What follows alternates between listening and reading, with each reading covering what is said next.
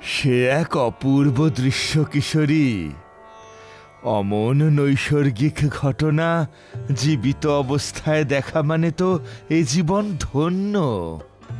চারিদিক ভরে আছে সুমিষ্ট আতরের গন্ধে। পূর্ণিমার চাঁদের আলোয় রাতের অন্ধকার মুছে গোটা নিধিবন তখন উৎসবে বিভোর। নিজের চোখের সামনে যা দেখছি বিশ্বাস করতে পারলাম না। আরে আরে কিশোরী, এ তুমি কি করলে? সবে স্নান সেরে ঠাকুরমশাইয়ের বাড়ি যাওয়ার জন্য নতুন পাঞ্জাবিখানা পরেছি, আর তুমি তাতে রং লাগিয়ে দিলে। এই আজকের দিনে ওসব কথা বললে একদমই শুনবো না। আজ দোল, তুই আজ আর অমন সাদা পাঞ্জাবি মোটেই মানায় না, বুঝলে? চলো এখন ঠাকুরমশাইয়ের বাড়ি যাওয়া যাক। আসার সময় আমি গরম গরম জিলিপি আর বেনি ময়রার কড়া পাকে সন্দেশ নিয়ে নিয়েছি। আজকের দিনে ঠাকুরমশাইয়ের কাছে না গেলে কি একবারটি চলে নাকি? হ্যাঁ বলো দেখিনি। তারানাথের বাড়ির সামনে যেতেই গ্রামবাসীদের ঢাক ঢোল সহযোগে ভক্তিগীতি কানে আসতেই দাঁড়িয়ে পড়লাম।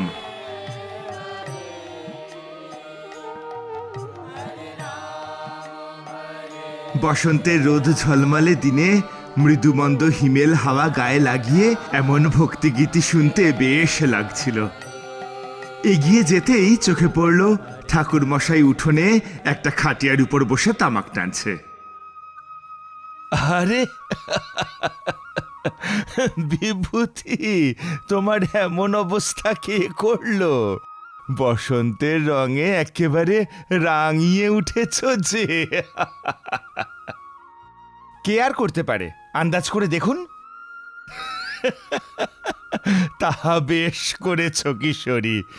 চারপাশে অশোক পলাশের বনে রং ধরেছে, এমন সময় রং না লাগালে যে বড্ড বেমানান ঠেকত।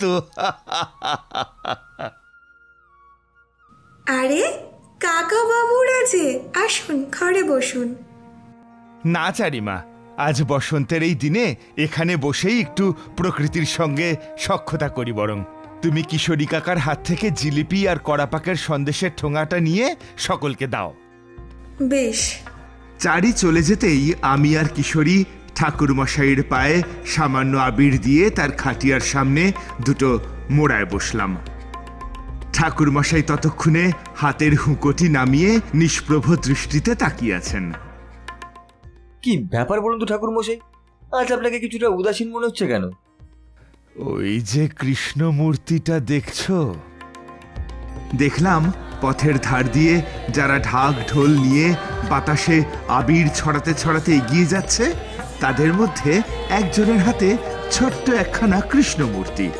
সেই মূর্তির সর্বাঙ্গেও রঙের প্রলেপ পড়েছে। আচ্ছা, কেমন হতো বলতো যদি চোখের সামনে বৃন্দাবনের নিধিবনের দ্বার উন্মুক্ত হয়ে যেত, ভগবানের অপরূপ রাস লীলার সাক্ষী থাকা যেত, অথবা তার দেখা মিলত। কার দেখা ঠাকুরমশাই? দোল পূর্ণিমাকে কেন্দ্র করে কি আপনার জীবনে কিছু ঘটেছিল? বলুন না তাহলে। চারি এসে গরম চায়ের কাপ রেখে যেতেই তার থেকে একটিতে চুমুক দিয়ে তিনি বলতে শুরু করলেন। এ কাহিনী উত্তরপ্রদেশের মথুরা জেলার বৃন্দাবনের। স্বয়ং শ্রীকৃষ্ণের বাল্যভূমি? হ্যাঁ, তখন আমি সংসারের বাঁধনে কিছুটা আবদ্ধ। চারির বয়স প্রায় 2 বছর। মনে হলো অনেক দিন সংসারের নাগপাশে বাঁধা পড়ে আছি, তাই সাধনায় মনোনিবেশ করার জন্য কিছুটা সময় প্রয়োজন। তখন ফাল্গুন মাসের প্রায় শেষ। কিছুদিন পরেই দোল পূর্ণিমা। ঠিক করলাম বৃন্দাবন যাব। সেখানে যাওয়ার অবশ্য অন্য একটা কারণও ছিল। প্রতাপ বীর দেওয়ান ছিলেন তৎকালীন ওখানকার একজন প্রভাবশালী ব্যক্তি। সাধনার গোড়ার দিকে কলকাতার মঠলেনের বাড়িতে তার সাথে আমার একবার আলাপ হয়। তার বড় বৌমার সাধের অনুষ্ঠানে ব্রাহ্মণ ভোজনের জন্য আমার নিমন্ত্রণ এসেছিল। ভাবলাম বৃন্দাবনের পবিত্র ভূমি যখন স্পর্শ করার সুযোগ এসেছে তখন আমার যাওয়া উচিত। দোলের সপ্তাহখানেক আগেই আমি সেখানে পৌঁছে গেলাম। দেওয়ানবাড়ির সামনে দাঁড়িয়ে আমার চক্ষু তো চড়ক গাছ। অমন নবাবী অট্টালিকা আমি আগে কখনো দেখিনি। আচ্ছা ঠাকুরমশাই, আপনি সেই রহস্যে ঘেরা নিধিবন দেখেছেন কখনো? দেওয়ানবাড়ির নাক বরাবর প্রায় 20 হাতের মধ্যেই ছিল সেই নিধিবন। যাই হোক, সেখানে পৌঁছে বাড়ির অন্দরে প্রবেশ করতেই মিনিট 5-এর মধ্যে স্বয়ং প্রতাপবীর আমার সামনে এসে দাঁড়ালেন। যদিও তার চেহারার তখন আমূল পরিবর্তন হয়েছে। বার্ধক্যের বলিরেখা আরো স্পষ্ট বোঝা যাচ্ছে, মাথার চুলে পাক ধরেছে, কিন্তু শারীরিক এক জৌলুস একই আছে। আরে এসো এসো তারানাথ জ্যোতিষ, কত বছর পর দেখা। তবে আমি কিন্তু তোমার কথা ভুলিনি। আর বলুন, সব কুশল তো? সব যে কুশল তা ঠিক নয়, আর সেই কারণেই সবার প্রথম আমার তোমার কথাই স্মরণে এলো। এখন বিশ্রাম করো, পরে সেসব বিষয়ে আলোচনা হবে। সেখানে যত্নেরও কোনো ত্রুটি ছিল না, তবে মনের মধ্যে খটকার কাঁটাটা বিঁধল বিকেলে। বাড়ির চৌহদ্দির মধ্যেই বিশাল এক শ্বেত পাথরের মন্দির, আর সেখানে রূপোর এক পেল্লাই সিংহাসনে মাঝারি আকারের এক কৃষ্ণ মূর্তি। সেই মূর্তিতে চোখ যেতেই আমি কিছুটা অবাক হলাম। মূর্তির এক একটি অঙ্গের রং এক এক রকম, কোথাও গাঢ় লাল, কোথাও নীল, কোথাও হলুদ, আবার কোথাও সবুজ। আগেই বলে রাখি, সেই সব রং বাহ্যিক রং নয়। মনে মনে ভাবলাম, এ আবার কেমন মূর্তি, আগে তো কখনো দেখিনি এমনটা। এই গে জ্যোতিষী মশাই, এই বাবু আপনার জন্যে বাগানে অপেক্ষা করছেন। আচ্ছা নকুল, তোমাদের এই কৃষ্ণমূর্তির এমন ধরা রং কেন? সে অনেক কথা, বাবুর মুখেই শুনবেন না হয়। বাগানে এসে দেখলাম প্রতাপবীর একটা শ্বেত পাথরের চেয়ারে বসে চা খাচ্ছেন। আমাকে অপর পাশের একটা চেয়ার দেখিয়ে চায়ের কাপ এগিয়ে দিয়ে বললেন, বসো। একটা কথা জানার ছিল। জানি তোমার মন কোনো উত্তর খুঁজছে। তোমাকে মন্দিরের পথ ধরে আসতে দেখেই আমি সে আন্দাজ করেছি। কৃষ্ণ মূর্তির গায়ের অমন হরেক রঙের কথা জানতে চাও তো? মাথা নেড়ে সম্মতি জানালাম। যে ঘটনার কথা এখন তোমাকে বলবো এ আজকের নয়। আমার প্রপিতামহের আমলে এর সূত্রপাত হয়। প্রতি বছর দোলযাত্রার আগে যদি এই পরিবারের কোনো বৌবুয়াতি থাকে, তাহলে কৃষ্ণমূর্তির গায়ের রঙের অমন পরিবর্তন ঘটে। আর এটাই সবচাইতে ভয়ের বিষয়। কেন? যে বছরই এই মূর্তির রঙের পরিবর্তন ঘটে শুনেছি নীল গাত্রবর্ণের সন্তানের প্রসব ঘটে। যদিও সেই সব বাচ্চারা এবং সেই মায়েরা আতুর ঘরেই মারা যায়, এ কথা দাইয়ের মুখেই শোনা। এর থেকেও বড় বিষয়, এই সব বাচ্চারা 7 মাস পার করেই ভূমিষ্ঠ হয়। যদিও এই সবই আমার শোনা কথা, আমাদের বংশে এর আগে 7 জন বাচ্চা এভাবেই মারা গেছে, আর তাদের প্রত্যেকের দেহই নাকি বাড়ির পেছনে পোতা আছে। এখন বলি আমার চিন্তার কারণ।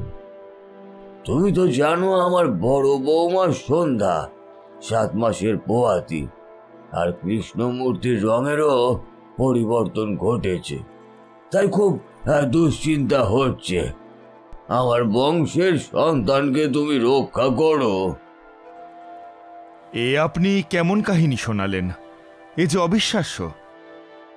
বেশ, আমি কথা দিচ্ছি, আমি থাকতে আপনার বৌমা এবং তার সন্তানের কোনো ক্ষতি হবে না।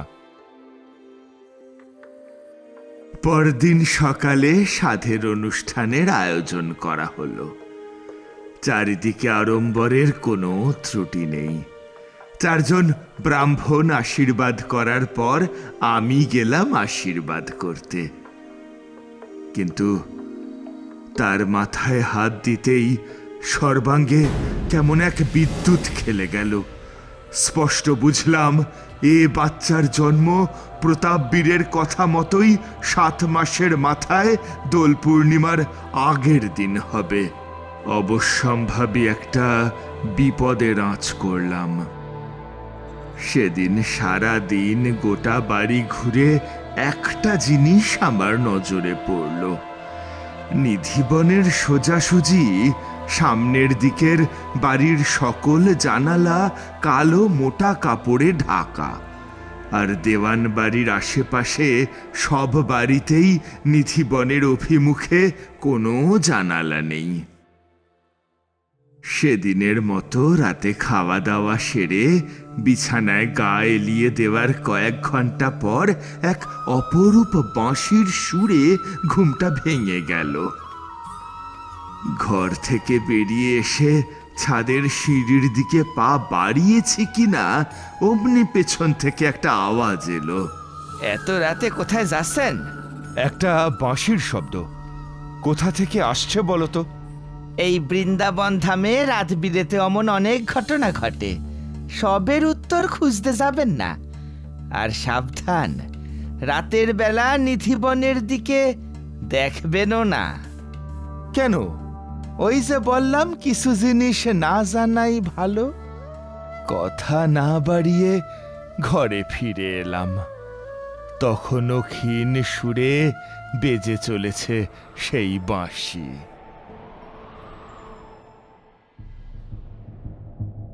পরদিন সকালে সারা বাড়িতে হুলুস্থুলু পড়ে গেল। খোঁজ নিয়ে জানলাম সেই কৃষ্ণমূর্তির গায়ের রঙগুলি আরো গাঢ় হয়েছে। সকালের আহার শেষে হাঁটতে হাঁটতে সেই নিধিবনে এসে পৌঁছালাম। দিনের আলোয় শ্রীকৃষ্ণের রাধা আর অষ্টসখীর সাথে রাসলীলার স্থল দেখে বেশ লাগছিল। চারিদিকের জঙ্গলে অসংখ্য তুলসী গাছ, যেগুলো উচ্চতায় ছোট কিন্তু একে অপরের কাণ্ড জড়িয়ে অদ্ভুত এক আকৃতি নিয়েছে। আশ্চর্যের জিনিস, গাছের বাকলে হাত দিয়ে বুঝলাম তা পুরোপুরি ফাঁপা। কে বাবা তুমি? এই বৃন্দাবন ধামে কি নতুন বুঝি? হ্যাঁ? পিছন ফিরে দেখলাম গেরুয়া ধুতি আর নামাবলি গায়ে একজন পুরোহিত দাঁড়িয়ে। তার ঠিক পিছনেই একটি কৃষ্ণ মন্দির। প্রণাম নেবেন বাবা। ঠিকই ধরেছেন, আমি এখানে নতুন, তাই একটু ঘুরে দেখছিলাম। দয়া করে যদি এই নিধিবন সম্পর্কে কিছু বলেন। বেশ, এসো আমার সাথে, এইখানেই বসো। এইখানে যে সকল তুলসী গাছ দেখছো সেগুলি জমির জল শুকিয়ে গেলেও সারা বছরই এই গাছে সবুজ পাতা থাকে। সাধারণ বিশ্বাস অনুযায়ী এই গাছগুলি রাসলীলার নৃত্য পরিবেশনের জন্য রাতে কপিতে পরিণত হয়, ভোরবেলা আবার তাদের আসল রূপ ফিরে আসে। এই সেই রংমহল। যার অর্থ রঙিন প্রাসাদ, যেখানে রাধা কৃষ্ণের পোশাক পরেছিলেন বলেই পরিচিত। এই কথা মানা হয়, প্রতি রাতে রাধা এবং কৃষ্ণ স্বয়ং এই মন্দিরে আসেন তাদের ক্লান্তিকর নৃত্যের পর বিশ্রাম নিতে। মন্দিরে শোবার জন্য চন্দন কাঠের বিছানা আছে। প্রতি সন্ধ্যায় মন্দিরের দরজা বন্ধ করার আগে মন্দিরের বিছানা তৈরি করে রাধার জন্য চুড়ি, ফুল, জামা কাপড়, তুলসী পাতা, নিমের ডাল, মিষ্টি এবং একটি কলসি রাখা হয়। এরপর বাইরে থেকে দরজাগুলিতে তালা দেওয়া হয়, কিন্তু সকালে সমস্ত জিনিসপত্র এলোমেলো থাকতেই দেখা যায়। আর রাতে যদি কেউ এই নিধিবনে এসে পড়ে তাহলে তার মৃত্যু ঘটে অথবা দৃষ্টিশক্তি চলে যায়। আপনাকে অসংখ্য ধন্যবাদ এত কিছু কথা গল্পের আকারে বলার জন্য। সেখান থেকে উঠে দাঁড়িয়েছি কিনা হঠাৎ একটা তুলসী গাছের দিকে চোখ যেতেই নজরে এলো একখানা ভাঙা ডাল ঝুলছে, আর তার থেকে এক ফোঁটা করে রক্ত পড়ছে মাটিতে। চোখ মুছে আবারও তাকালাম, না কিছুই নেই। কিন্তু পরক্ষণেই আবার দেখলাম সেই রক্ত।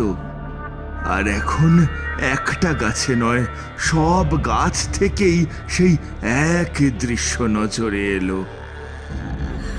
অস্ফুট স্বরে একটা গোঙানির শব্দ কানে এলো। এদিক ওদিক তাকিয়ে কাউকে কোথাও দেখতে পেলাম না। কি মনে হলো একবার সামনের একটা গাছের গায়ে কান লাগিয়ে স্পষ্ট সেই গোঙানি শুনতে পেলাম, কিন্তু হাত দিয়ে গাছের গুড়ি স্পর্শ করতেই তা থেমে গেল। কিছুক্ষণ আশপাশটা ঘুরে ফিরে এলাম দেওয়ান বাড়িতে। পরদিন সকালে খবর পেলাম সন্ধ্যার প্রসব যন্ত্রণা ওঠার কারণে তাকে আতুর ঘরে নিয়ে যাওয়া হয়েছে। প্রতাপবীর আমার কাছে ছুটে এলেন। তুমি কিছু করো। আপনি চিন্তা করবেন না, শুধু আমাকে একটা কথা বলুন, আতুর ঘরে সন্ধ্যার সঙ্গে কে আছে? দাইমা। বেশ, আপনি খবর পাঠান, আমি সেই ঘরের বাইরে থাকব। আর জন্মের পর সদ্যজাত সন্তানকে যেন সেই দাই আমার হাতে তুলে দেয়। বেশ বেশ, তাই হবে। এরপর আমি অপেক্ষা করতে লাগলাম আতুর ঘরের বাইরে। একসময় দাই চোখ মুছতে মুছতে একটি নবজাতককে কোলে নিয়ে বেরিয়ে এসে আমার হাতে তুলে দিল। এও গেল।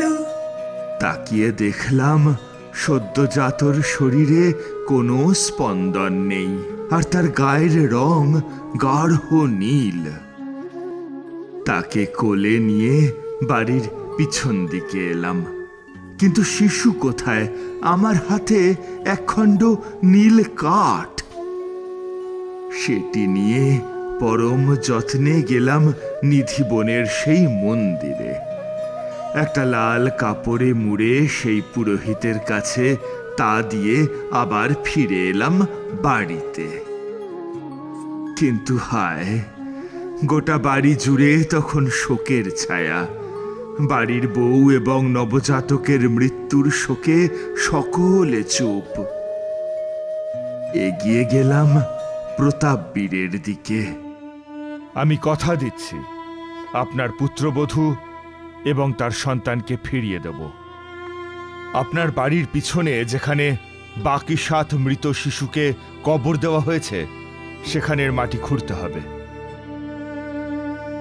কথা মতো লোক লাগিয়ে মাটি খুঁড়তেই যা ভেবেছিলাম ঠিক তাই হলো। 7টি নীল কাঠ সেখানে দেখা গেল। প্রতাপবীর একটু অবাক হয়ে বললেন, এইসব কি? এখানে তো শিশুদের শরীরের অবশিষ্টাংশ থাকার কথা। আপাতত এই 7টি নীল কাঠ আমার কাছে থাকবে। আজ রাতে আমি নিধিবনে যাব, একা। আপনি কি বলছেন? ওখানে রাতের বেলা কারো ঢোকার অনুমতি নেই। যদি আপনার কোনো বিপদ ঘটে? জানি, তবে আমাকে নিয়ে চিন্তা করবেন না। কাল সকালে সবটা জানতে পারবেন। রাতে ঘড়িতে ঢং ঢং করে 12টা বাজতেই আবারও সেই বাঁশির সুর ভেসে এলো। সামনে বিপদ জেনেও আমি সেই 7টি কাঠের টুকরো নিয়ে চললাম নিধিবনের উদ্দেশ্যে।